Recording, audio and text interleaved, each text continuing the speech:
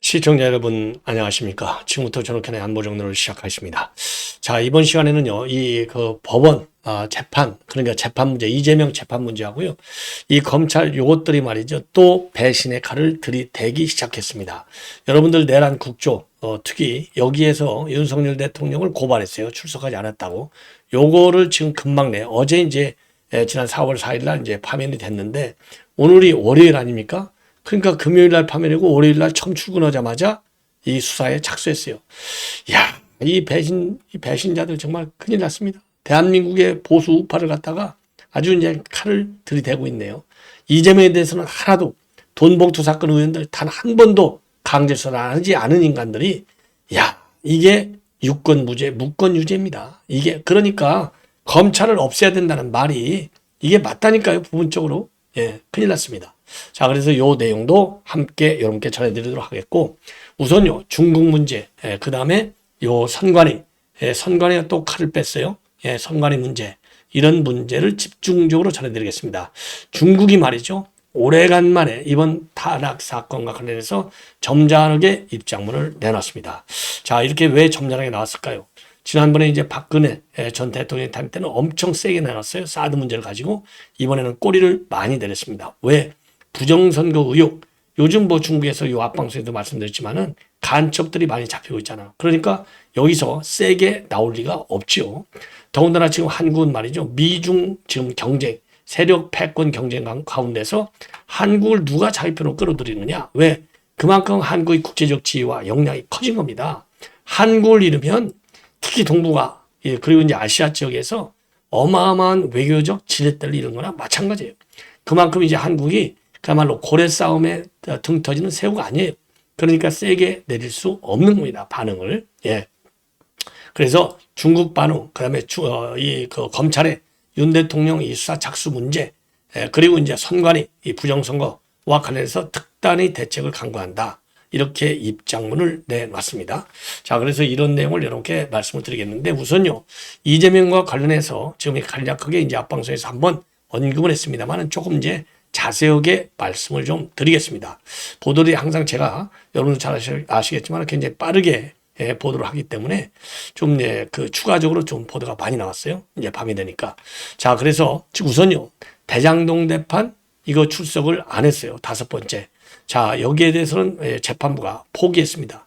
포기에 대해서 검찰이 지금 열불이 났습니다. 강한 유감을 법정에서 발표를 했습니다.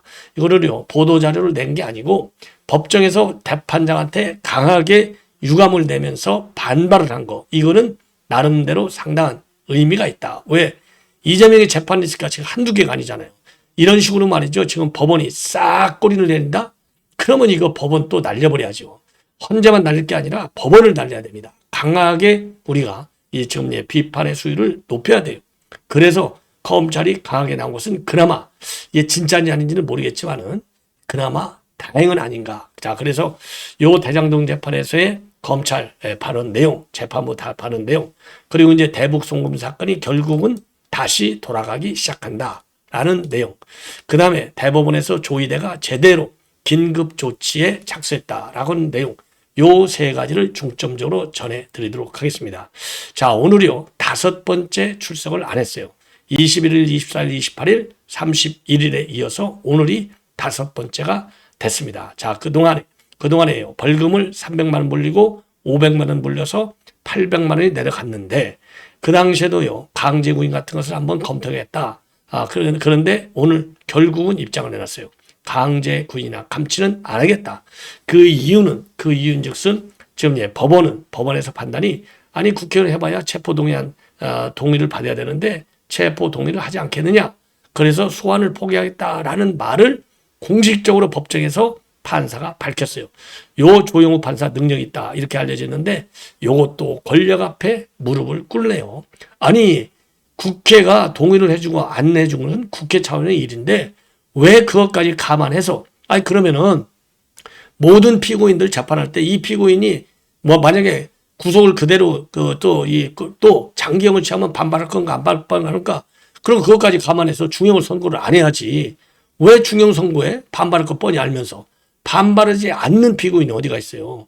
국회가 그럼 공소록에 내주라 체포동의안에 헐 국회자 이 말이에요. 지금 이미 그런 국회가 아니기 때문에 윤석열 대통령이 계엄을 통해서 그 못된 예산 폭죽, 그 다음에는 이제 탄핵, 줄탄핵 이런 거를 갖다가 직격을 날리려다가 지금 이 파면을 당한 거 아니에요. 왜 그거를 걱정하냐고. 그거는 그들의 몫이야. 국회가 만약에 체포동의를 안 해줘? 그럼 우리가 가열차게 이재명을 비롯해서 민주당을 때려야지. 에? 너희들은 면책특권을 방탄을 하고 준 거냐, 면책특권이. 본래 우리 대한민국의 면책특권이 불체포특권을 포함해서 주게 된 것은 그야말로 민주화가 덜 돼 있을 때, 그렇죠, 무분별한 권력 측의, 그렇죠, 권력 측의 국회의원의 탄압, 요거를 막기 위해서 체포를 반드시 조건으로 걸어준 거예요.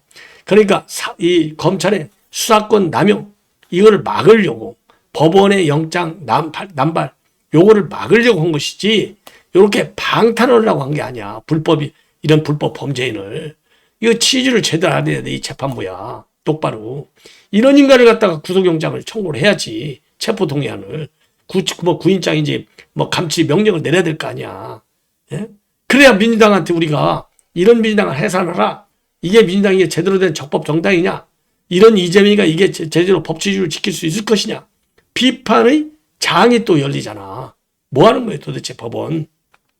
그래서 오늘 요 조형우 판사 굉장히 실망스러운데 말이죠. 이 사건은 2021 말부터 상당 기간 재판이 진행되고 있는데 증인 제재에만 몰두하며 계속 기다릴 수는 없는 상황이다. 더는 이재명을 증인으로 소환하지 않겠다. 누가 증인 제재만 매달리래? 아니 어차피 재판 지연된 거 모든 절차를 다 한다. 예? 그야말로 유권 무죄 무권 유죄 이런 소리가 안 나오도록 그걸 보여줘야 될 거 아니야. 왜 절차를 다 진행 안 해? 예. 웃기고 있어요. 그래서 감치 구금 안 하겠다는 겁니다. 이재명이가 과태료 결정에 이의 신청을 해서 과태료가 확정되지 않아서 감치 절차도 진행할 수 없다. 예. 그리고 말이죠. 이게 이제 구인장 발부 또는 7일 이내 감치 명령을 내릴 수 있는데 이게 불체포 특권이기 때문에 안 하겠다는 거예요. 그러면서 이재명은 현직 국회의원 신문이나 불체포 특권이 있어서 국회 동의를 받아 소환하는 것이 현실적으로 어렵다. 설령 강제 구인에 대한 국회 동의를 요구해 본다 해도 매 증인 신문 기일 때마다 국회 처리 결과를 기다릴 수는 없다. 이렇게 입장을 내놨습니다. 그러니까 검찰이 강력히 반발을 했어요. 이재명은 현직 국회의원 신문이나 불체포 특권이 있어서 국회 동의를 받아 소환하는 것이 현실적으로 어렵다. 설령 강제 구인에 대한 국회 동의를 요구한다 해도 국회 처리 결과를 기다릴 수 없다. 요 점이잖아요. 요 지점을 검찰이 강하게 직격하고 반박하고 있는 겁니다. 강한 유감. 그래서 검찰의 입장문을 보면 이재명이가 헌법과 법률을 무시하는 행태를 보이는데 거기에 대해서 사법부도 사실상 법 적용을 거부해 증인 소환이 불발된 것이 매우 유감이다. 이재명은 수사 당시 진술을 거부하고 법정에서 모두 밝히겠다 해놓고 그마저도 거부하고 있다. 예. 그리고 현대사회에 국회의원의 불체포 특권이 도입된 취지는 국회의원을 부당한 압력으로부터 보호하기 위함인데 여기 나오잖아요. 도의 취지에 맞지 않게 증인 소환이 어려워진 점이 유감이다. 하지만 이미 별건 재판에서 이재명 경우 정진상이가 동일한 입장을 밝혔고 취지도 모두 같기 때문에 정진상이를 통해서 이재명의 입장과 사실관계를 파악할 수는 있을 것 같다. 이렇게 입장을 내놨습니다. 여기에 대해서 재판부는요. 검찰의 취지는 잘 알겠다. 국회의원 하지만 구인 절차는 형사소송법상 규정에 따라 국회 동의를 받아야 해서 어쩔 수 없다. 그래서 오늘 재판 30분 만에 끝났다는 겁니다. 다음 기일부터는요. 그래서 정진상에 대한 신문으로 넘어가겠다는 겁니다. 이게 얼마나 웃기는 얘기입니까? 그리고 대북송금 사건 재판 4달 만에 정식으로 열립니다. 그래서 23일 날, 4월 23일 날 이제 첫 재판이 열립니다. 첫 재판. 그동안에요. 법관 기피 신청 이동으로 인해서 작년 6월에 기소된 사건인데 9개월 만에 지금 이제 정식 재판이 하나도 9개월 동안 열리지 않았어요. 이게 얼마나 집요하냐. 이거 하나만 보더라도 이재명 요 인간은 요 대북송금과 관련한 직접 당사자이기도 하지만 죄를 범한 게 맞는 겁니다. 자, 그래서 지금 형사 11부인데 이게 이제 신진우 부장판사가 하던 인사 때문에 바뀌었어요. 재판장이 송병훈. 자, 그래서 이제 이재명이, 이화영이, 김성태 이런 이제 특가법상의 제3자 뇌물죄, 외국한 거래법 위반죄, 남북교류협력법 위반죄, 요거를 심판하는 재판이 됩니다. 그래서 오는 4월 23일 날 공판 준비일이 열려요. 자, 그래서 작년 12월 23일 날 이재명 요 인간이 법관 기피 신청을 했어요. 그래서 132일 만에 열리게 되고 작년 6월 12일 기소 이후에 무려 말이죠. 그러니까 6월이니까 거의 1년 만에 열리는 거나 마찬가지고 그렇잖아요. 4월이니까 한 10개월 만에 열리잖아요. 그동안에 4번에 걸쳐서 준비기일이 열렸어요. 그런데 준비기일이니까 한 번도 이재명이는 나오질 않았고 그동안에 이재명이는 법관 기피 신청도 하고 그다음에 사건 기록이 너무 방대해서 열람도 복사도 못했다. 다 파악하는데 시간이 많이 걸린다. 그래서 신진호 부장판사가 계속 독촉을 했지만은 일체 움직이지 않았어요. 왜? 죄를 지었으니까 재판이 계속 늦어져야 되잖아요. 자, 그러면서 그동안에 수차례 걸쳐서 불공정 재판을 이유로 기피 신청을 냈고 배당을 좀 변경해달라고도 했고 서울로 옮겨달라고도 했고 전부 다 기각 각하 결정이 내려졌습니다. 기각 각하 결정이 내려졌어요. 그리고 또 이 결정문이 또 송달되지 않았어요. 그래서 법원은 집행관을 갖다가 계양구 대표 집에 보냈고 3차례나 방문했는데 폐문 부재. 그래서 각하 결정이 나온 이후 6달 동안 한 달 동안 6차례 수령을 안 했어요. 이런 더러운 짓거리를 이재명이가 한 겁니다. 야, 이런 짓거리를 말이죠. 이런 짓거리를 좀 누가 했느냐? 좀 어디서 하고 있느냐? 마찬가지로 지금은 이제 어디서 하고 있느냐? 바로 선거법에서 하고 있어요. 이런 못된 짓을. 자, 그래서 지금 이제 조이대가 칼을 뺀 겁니다. 긴급 조치를 취했다. 자, 지난번하고 똑같아요. 그러니까 우편으로만 계속 보냈는데 안 받으니까 이제는 아예 집행관을 보내서 직접 전달하겠다는 겁니다. 자, 그래서 이제 법조계에서 지금 나오는 뉴스를 종합적으로 말씀을 드리면 지난 3월 31일 날 공직선거법 위반 사건과 관련해서 소송 기록 접수 통지서, 그러니까 이제 상고장이죠. 소송 기록 접수 통지서를 발송을 했습니다. 31일 날. 이 얘기는요, 대법원에 상고장이 접수됐다. 항소심 사건 기록이 전부 다 넘어왔다. 이 공식 문서예요. 이거를 받아야 이제 재판이 시작된다는 겁니다. 그런데 아직도 요거를 받지 않고 그래서 반송 처리가 됐다는 겁니다. 자, 그래서 대법원은 오늘 말이죠. 서울 남부지법하고 인천지법 소속 집행관에게 이게 이게 이제 그동안에도 마찬가지예요. 이재명의 자택 그리고 사무실로 직접 송달해달라 이렇게 요청을 했습니다. 이 집행관 송달이라고 하는 것은 우편 송달이 안 이루어질 때 시작되는 그때 실시하는 특별 송달이에요. 그래서 이 내용에는 뭐가 들어가 있느냐? 소송기록 접수 통지서, 국선 변호인 선정을 위한 고지문, 그리고 상고장 부본 이런 서류가 여기에 들어가 있어요. 자, 그래서 그런데 문제는 뭐냐? 이재명이가 이 소송 서류를 수령하지 않았다고 해서 말이죠. 당장 대법원의 심리에 차질이 발생을 하지 않지만 이게 소송에 잘 응하지 않잖아요. 그러면 당연히 대법원의 전체 심리에 지연이 불가피한 상황이 되는 겁니다. 그리고 형소법에 따르면 검찰은요, 대법원으로부터 소송 기록 접수 통지를 받은 날로부터 20일 이내에 상고 이유서를 제출해야 되고, 근데 이거는 이미 검찰은 제출했어요. 그리고 이재명 측에서는요, 검찰의 상고 이유서를 받은 날로부터 10일 이내에 답변서를 낼 수 있어요. 근데 이재명이는요, 이 무죄를 받았기 때문에 답변서를 제출하지 않더라도 제출 기한이 지나면 대법원에서는 바로 절차에 진입하는 겁니다. 절차를 착수할 수 있어요. 그래서 주심 대법관을 정하고 본격적인 심리에 돌입하게 되는 겁니다. 자, 그래서 대법원에서는요, 빠르면 5월 초부터 본격적으로 심리할 전망으로 되어 있다. 그리고 이재명이가 검찰이 보낸 상고 이유서를 수행하지 않으면 답변서 제출 기간도 그만큼 늦어지기 때문에 심리가 밀리는 것은 피할 수 없다. 그래서 지금 일각에서는 말이죠. 이게 검찰이 바로 그러니까 이제 이 무죄를 선고한 다음날 상고장을 제출하고 그 다음날 이유서를 제출하고 그 다음날 바로 지금 이제 서울고법에서는 관련 서류를 대법원에 전부 이첩하고 그러니까 이게 따다다닥 3일 만에 전부 조치가 이루어졌어요. 그래서 한 달은 충분히 벌었다. 그래서 3주 만에 재판이 뒤집어질 것이다. 이런 기대가 있었는데 여전히 이재명답게 온갖 수책을 다 써서 재판을 지연시키고 있다. 여기에 대한 비판 여론의 수위도 우리가 최대한도로 끌어올려야 되겠다. 이런 말씀을 드리지 않을 수 없습니다. 매우 유감스럽습니다. 자, 이 부분에 대해서도 우리 국민의회에서 법률적으로 반드시 대응 조치를 강구하라. 그리고 입장문을 내놔라. 이렇게 주장하지 않을 수 없네요. 그리고 중국이 윤 대통령이 이제 4월 4일 날 파면이 됐는데 3일 만에 입장을 내놨습니다. 그동안에 굉장히 자제보다가 이제 입장을 내놨어요. 자, 왜? 이재명이가 쉐쉐하니까 중국은 속으로 표정 관리하는 거죠. 얼마나 좋겠어요. 자, 그래서 한국이 정치사회적 안정을 유지하길 희망한다. 그리고 외교적으로 현재의 협력 관계를 유지했으면 좋겠다. 이런 원론적 입장을 내놓은 겁니다. 자, 그동안에 안 내놨는데 이제는 드디어 파면이 되니까 내놓은 것이고요. 자, 그러니까 속으로는 얼마나 지금 급했겠어요. 그리고 이제 박근혜 전 대통령 탄핵 때와 비교하면 굉장히 로키로 입장을 내놨다.